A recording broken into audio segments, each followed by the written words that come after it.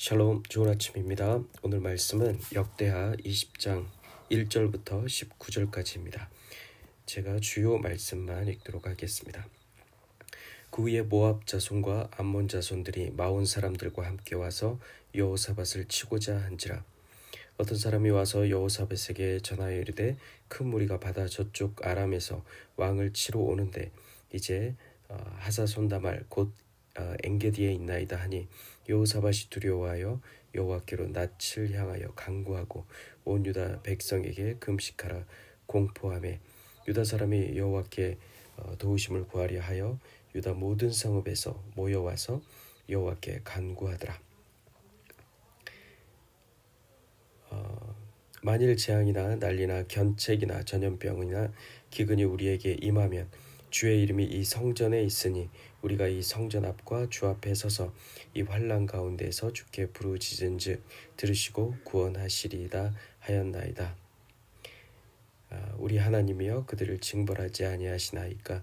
우리를 치러 오는 이 큰 무리를 우리가 대적할 능력이 없고 어떻게 할 줄도 알지 못하옵고 오직 주만 바라보나이다 하고 유다 모든 사람이 그들의 아내와 자녀와 어린이와 더불어 여호와 앞에 섰더라. 여호와의 영이 회중 가운데서 레위 사람 야하시엘에게 임하셨으니 그는 아합 자손 마따냐의 현손이요 여엘의 중손이요 브나야의 손자요 스가랴의 아들이더라. 너희는 이 큰 무리로 말미암아 두려워하거나 놀라지 말라. 이 전쟁은 너희에게 속한 것이 아니요 하나님께 속한 것이니라. 이 전쟁에는 너희가 싸울 것이 없나니 대열을 이루고 서서 너희와 함께한 여호와가 구원하는 것을 보라. 아멘. 여호사밧이 즉위했을 땐 아무런 전쟁이 없었습니다. 왜냐하면 여호와께서 유다 사방의 모든 나라에 두려움을 주셔서 여호사밧과 싸우지 못하게 하셨기 때문입니다. 하지만 즉위 15년에 그가 이세벨의 딸과 자신의 아들 여호람을 혼인시키면서 비극의 씨앗이 심겨집니다. 그리고 2년 후 아합과 동맹을 맺으며 도피성 중 하나인 길랏 라못을 다시 찬탈하기 위한 전쟁에 끌려나가듯이 참여하게 됩니다. 전쟁에서 돌아온 여호사밧에게 선견자 예후는 왕에게 하나님의 진노가 임할 것이다 예언합니다. 여호사밧은 마음을 돌이켜 진심과 성심을 다하여 여호와께 나아갑니다. 하지만 죄값을 반드시 치르는 것이 하나님의 공의입니다.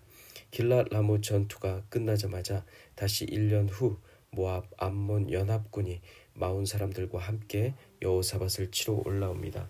이것은 모두 하나님의 섭리하심 가운데서 진행되는 일입니다. 주께서 여호사밧의 죄에 대해 심판을 행하시는 것입니다. 이 심판은 고난이라는 이름으로 우리에게 찾아옵니다. 나의 죄로 인해 고난이 임할 때 우리는 어떻게 해야 할까요?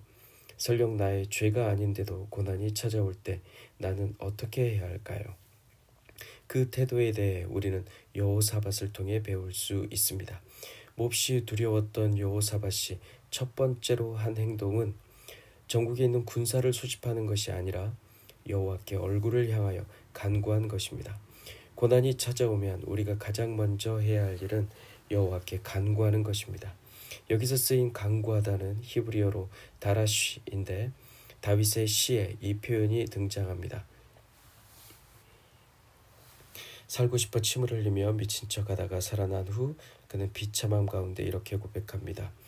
내가 여호와께 간구하며 내게 응답하시고 내 모든 두려움에서 나를 건지셨도다. 두려움이 나를 엄습할 때 우리는 내 얼굴을 여호와께 향하여 간구해야 합니다. 주님 도와주세요 라고 기도하는 것입니다. 그러면 다윗을 구하신 여호와께서 여러분의 기도에 응답하시고 그 모든 두려움에서 건져 주십니다. 그의 선조 다윗을 본받아 오늘 여호사밧이 여호와께 간구합니다. 금식을 선포하고 모든 성읍에서 나온 백성과 더불어 주께 간구합니다. 그는 찬양하기를 주는 하늘에서 하나님이시고 모든 나라를 다스리시는 주시며 권세와 능력이 있습니다 라며 주님을 높입니다. 그리고 7절에서 그는 이 땅을 주께서 사랑하시는 아브라함의 자손에게 영원히 주셨고 우리가 한 성소를 주를 위해 건축했다고 말하며 솔로몬의 봉헌 기도를 통해 주께서 약속하신 바를 언급합니다. 그 약속은 만일 전쟁이나 난리나 견책이나 전염병이나 기근이 임할 경우 백성이 이 성전 앞에서 주께 부르시면 주께서 들으시고 구원하신다는 것입니다. 맞습니다. 여호사밧의 말대로 하나님이 임재하시는 곳 성전에서 기도하면 주께서 들으신다 약속하셨습니다. 예수의 죽음과 부활 이후 우리의 몸은 성전이 되었고 우리는 이 성전에서 언제든 기도할 수 있습니다. 우리가 주께서 지으신 나의 이 몸, 이 성전에서 기도하면 주님은 들으시고 나를 구원하시겠다 약속하신 것입니다. 우리는 정말 놀라운 시대를 살고 있습니다. 하나님께서 우리의 몸을 성전 삼으시고 이곳에서 우리로 기도하게 하시는 이유는 12절에 나와 있듯이 우리가 죄의 세력에 저 큰 무리를 대적할 능력이 우리에게 없기 때문이고 또 어떻게 할 줄도 우리는 알지 못하기 때문입니다. 이 성전에서 우리가 할 수 있는 유일한 일은 오직 주만 바라보는 것입니다. 지금 여호사밧은 이 전쟁통에 전쟁할 준비를 하지 않고 그들의 아내와 자녀와 어린이와 더불어 여호와 앞에 서 있습니다. 20장 15절은 이렇게 말합니다. 야하시엘이 이르되 온 유다와 예루살렘 주민과 여호사밧 왕이여 들을지어다. 여호와께서 이같이 너희에게 말씀하시기를 너희는 이 큰 무리로 말미암아 두려워하거나 놀라지 말라. 이 전쟁은 너희에게 속한 것이 아니요 하나님께 속한 것이니라. 아멘. 그때 여호와의 영 즉 성령이 임합니다. 성령께서는 말씀하시기를 두려워하거나 놀라지 말라. 이 전쟁은 너희에게 속한 것이 아니요 하나님께 속한 것이다 라고 합니다. 이 전쟁은 어떤 전략과 힘에 달린 것이 아니라 전적으로 하나님께 속했으며 그들은 싸울 필요가 없고 오직 여호와가 구원하는 것을 보기만 하라고 하시는 것입니다. 사랑하는 성도 여러분, 오늘은 어떤 문제로 고민하고 계신지요? 그 문제를 가지고 주님 앞으로 나아가십시오.